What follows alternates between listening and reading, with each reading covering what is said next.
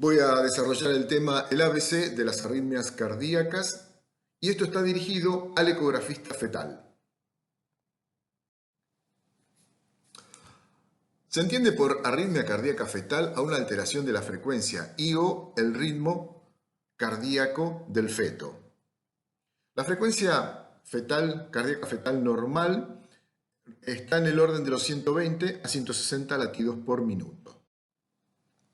En la década del 90, nosotros estudiamos cómo era la evolución de la frecuencia cardíaca en el embrión y en el feto, y en nuestro grupo lo que rescatamos como concepto de aquel estudio es que en la vida embrionaria va subiendo la frecuencia cardíaca hasta el final de la misma, y a partir de la vida fetal, esto es, desde la semana 11, empieza a disminuir. Como vemos en la columna del medio, en la media vemos que va subiendo. Quizás al final de la vida embrionaria, entre las 9 y 10 semanas, podríamos decir que hay una meseta, pero si nos fijamos en un desvío estándar, vemos que va subiendo y, como se dijo, a partir de la vida fetal empieza a descender a medida que avanza la edad gestacional.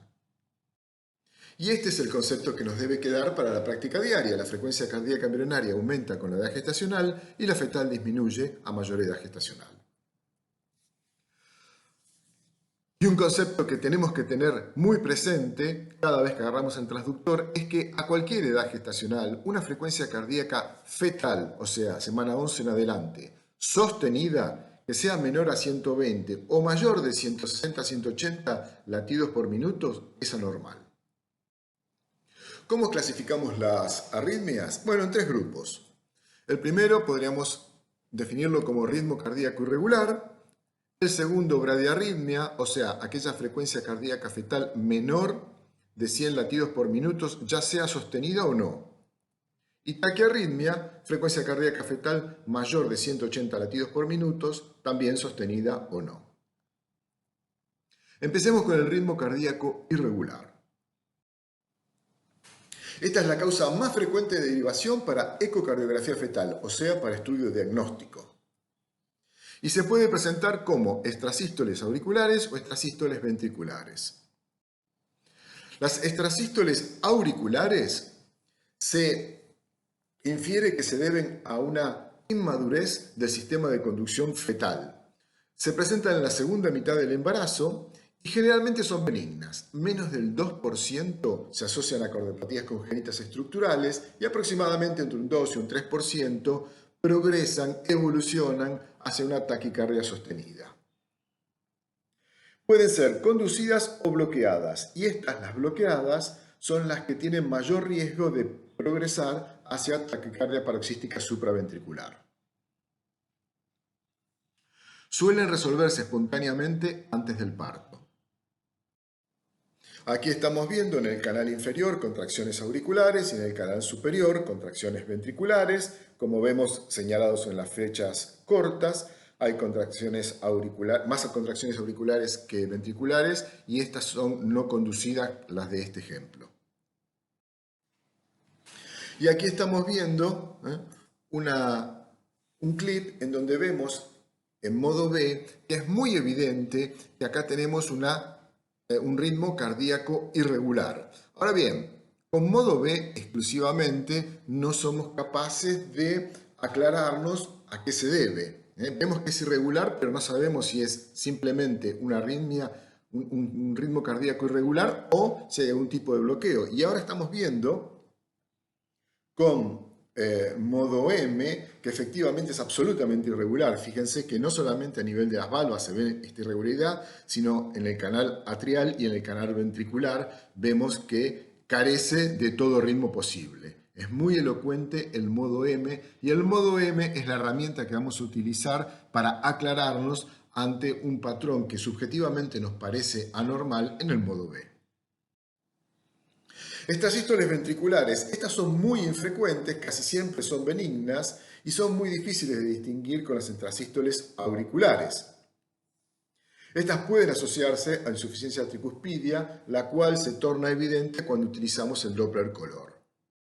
En el panel superior que estamos viendo un modo M que entra por ventrículo y sale por aurícula, y estamos viendo también que cada una de las contracciones ventriculares van precedidas de una contracción auricular, auricular, ventricular, auricular, ventricular. En cambio, aquí abajo, ¿qué estamos viendo? Que aquí tenemos una contracción ventricular que no fue precedida de una contracción auricular. Bueno, esta sí es una extrasístole ventricular. En el ritmo cardíaco irregular, el tratamiento es exclusivamente higiénico-dietético. Consiste en aconsejarle a la embarazada no fumar, no consumir café, no consumir vitamiméticos ni cualquier otro estimulante tipo drogas del orden de las cocaínas, etcétera, anfetaminas, etcétera. Y con esto suelen evolucionar favorablemente. Pasamos a las bradiarritmias, frecuencias cardíacas que van menores de 100 latidos por minuto, ya sean sostenidas o no. Entonces, aquí lo podemos dividir en dos grupos: bradicardia sinusal, que puede ser transitoria o sostenida, y los bloqueos aurículos ventriculares de primero, segundo o tercer grado. Empezamos con la bradicardia sinusal transitoria. Esta es absolutamente frecuente. Si no la vemos en consultorio diariamente, podemos afirmar sin temor a equivocarnos que semanalmente vamos a encontrar alguna. Es una respuesta normal a la compresión, ya sea la compresión del transductor sobre la calota o a la compresión que hace el útero sobre la vena cava inferior, produciendo un efecto poseiro, o también pueden ser espontáneas. En el segundo trimestre se las considera fisiológicas siempre y cuando tengan la característica de una instalación y recuperación que sean paulatinas y no requieren tratamiento. Este es un típico caso. Vemos en el panel izquierdo, aquí estamos viendo una frecuencia cardíaca muy lenta, hay una bradiarritmia, esto es en tiempo real, y en el mismo paciente, unos segundos después, vemos que recupera. Entonces, si cumple las características que se dijeron en la diapositiva anterior, se lo considera normal y fisiológico.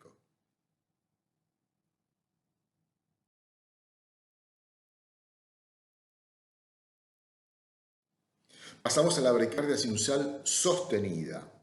Esta es infrecuente y las causas suelen ser las que estamos viendo en pantalla: disfunción congénita del nódulo sinoauricular, isomerismo, infecciones, anticuerpos o síndrome de QT largo congénito. Ecográficamente nosotros vamos a encontrar una frecuencia cardíaca fetal por debajo de 100, que habitualmente se ubica en una frecuencia cardíaca similar a materna, entre 75 y 85 latidos por minuto. Tiene la misma frecuencia auricular que ventricular, o sea que tiene un pasaje de 1 a 1.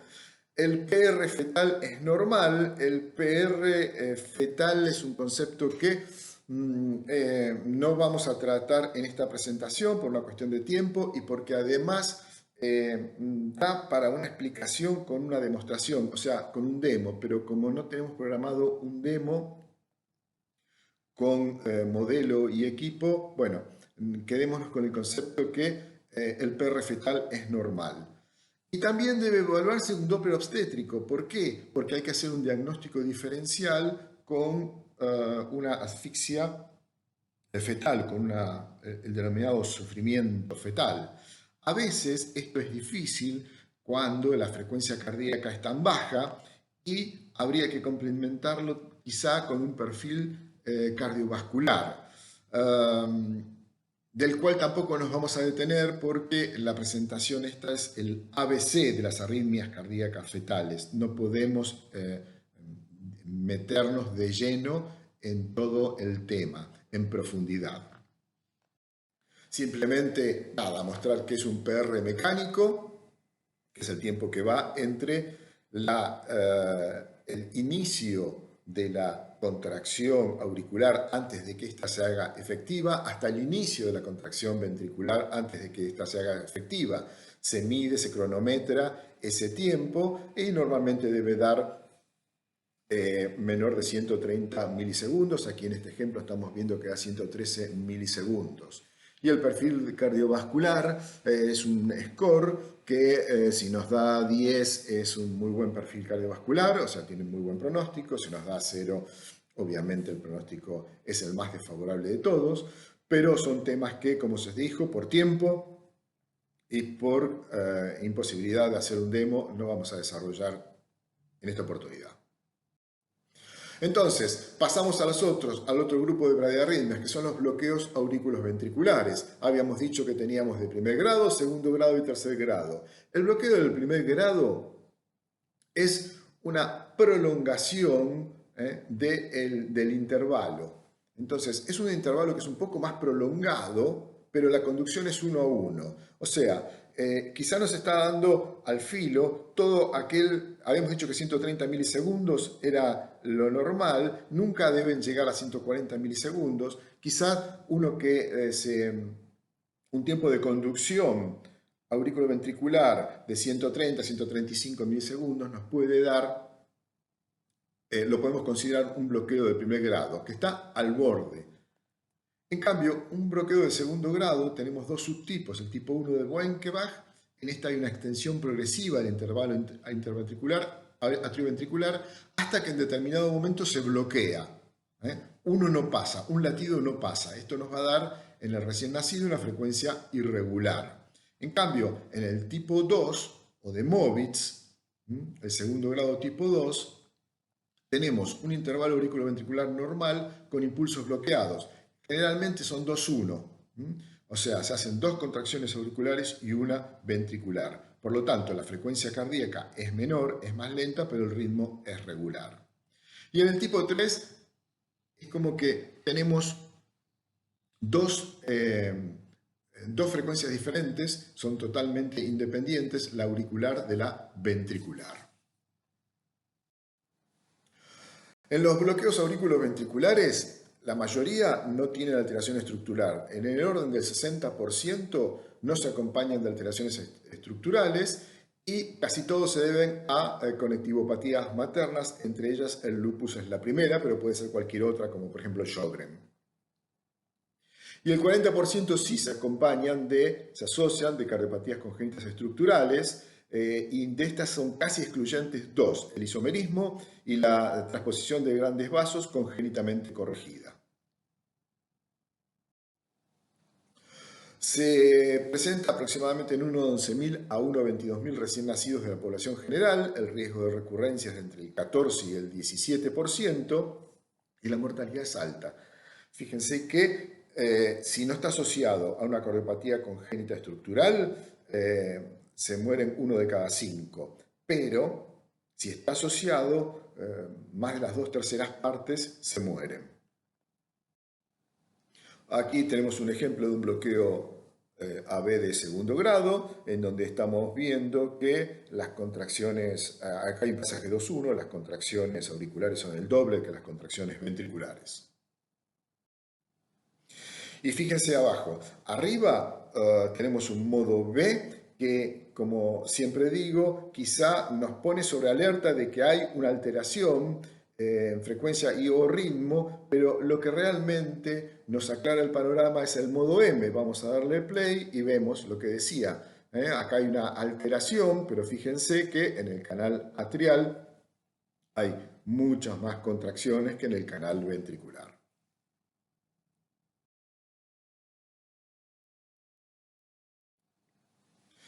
El tratamiento de las bradiarritmias, la mayoría de los casos de bradicardia sinusal no requieren tratamiento,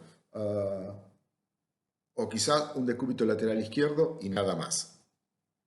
Ahora, los bloqueos asociados a cardiopatías congénitas estructurales no son pasibles de tratamiento prenatal. Los bloqueos por conectivopatías, estos sí responden bien a la corticoterapia, ya sea betametasona o dexametasona.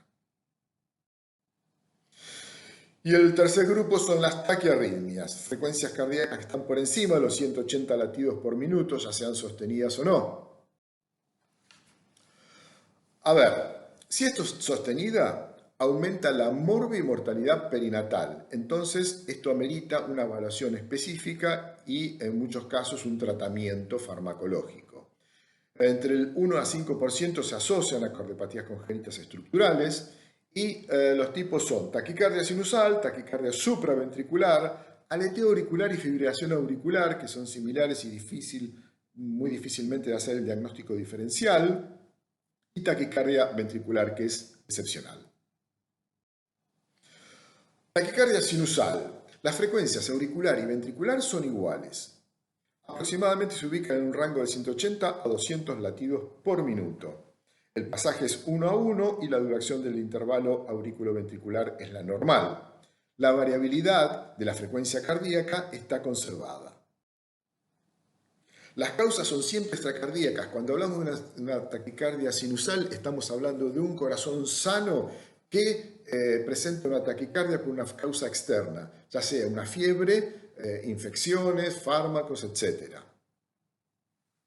Y el tratamiento obviamente es el específico de la causa. La taquicardia supraventricular es la más frecuente de las que son de origen fetal, hasta el 90% de los casos. Las frecuencias auricular y ventricular son las mismas, se ubica en un rango de los 220 a 240 latidos por minuto, también tiene pasaje 1 a 1 y también tiene una duración normal del intervalo aurículo-ventricular. La variabilidad, en este caso, de la frecuencia cardíaca está ausente. Entonces aquí estamos viendo igual frecuencia auricular que ventricular en la taquicardia supraventricular, pasaje 1 a 1. Fíjense, ahí está dando 210 latidos por minuto. Y miren, aquí estamos viendo, esto es más claro, acá el modo BC, vemos que es regular pero que es taquicárdico y aquí vemos en los canales auricular y ventricular que hay un pasaje 1 a 1.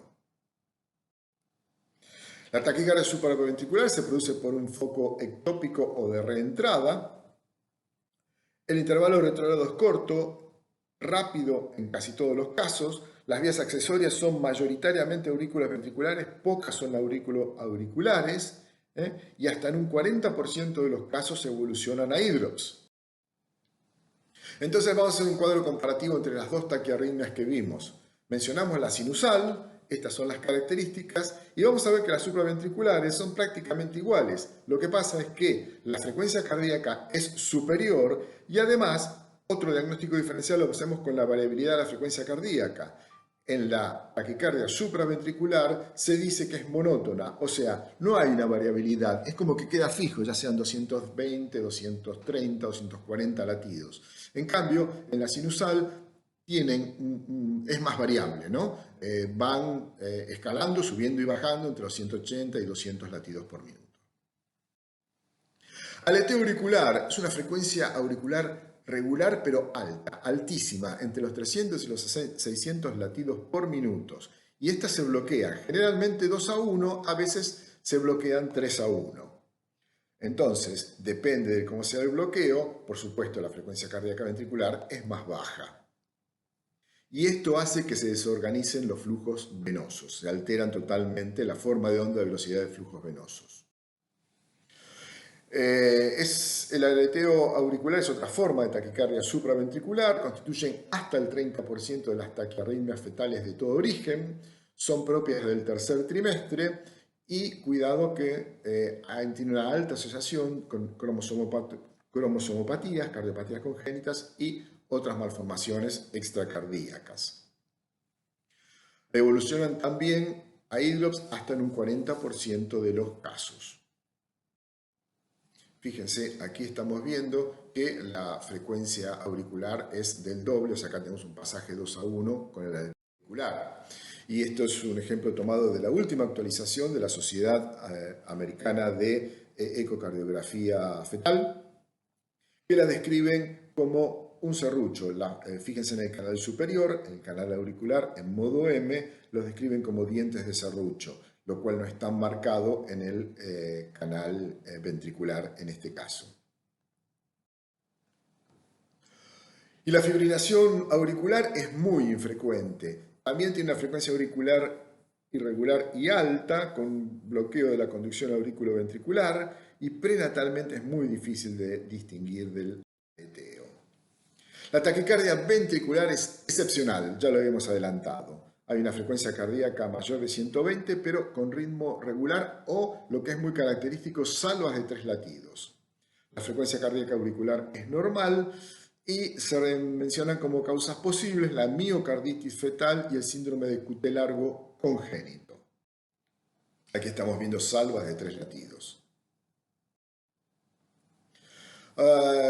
Generalidades de conducta. Podríamos resumirlas muy sintéticamente. Al término, parto. Pero en el tercer trimestre, con un feto maduro y o infraestructura neonatal de alta complejidad, considerar el parto. O sea, si estoy de término, parto, y si no está de término, pero estoy en el tercer trimestre y tengo infraestructura para aguantarlo, se debe discutir por lo menos tomar conducta activa para terminar el embarazo.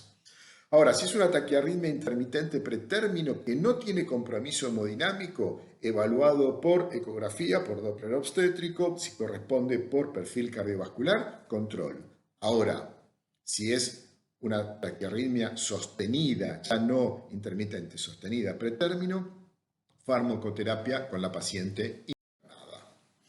2 palabras de farmacoterapia porque nos excede. Bueno, la digoxina es la droga de primera elección, que se alcanza a niveles séricos de hasta el 100% y revierte en más de la mitad de los casos. Ahora bien, si el feto está hidrópico, la droga de primera elección es el sotalol y las drogas de segunda elección, flecainida y amiodona.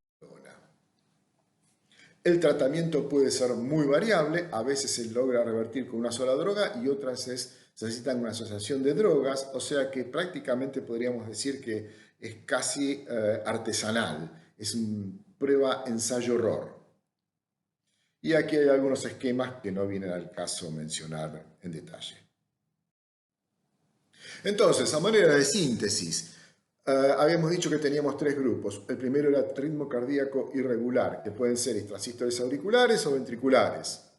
Ambas son benignas y el tratamiento es higiénico dietético. En el segundo grupo tenemos las bradiarritmias. Por un lado, la bradicardia sinusal, por el otro, el bloqueo auriculoventricular. La bradicardia sinusal puede ser transitoria, que es fisiológica, puede ser sostenida, esta es infrecuente. Y se le atribuye a disfunción del nódulo sinusal, a isomerismos o anticuerpos. En este caso hay que hacer un diagnóstico diferencial con la asfixia fetal, con Doppler obstétrico y ocasionalmente también con un score cardiovascular. Los bloqueos auriculoventriculares de primer grado es un intervalo largo, de segundo grado tipo 1 se va prolongando el intervalo hasta que se bloquea un latido. En el tipo 2 el bloqueo fijo, 2-1 generalmente, a veces 3-1.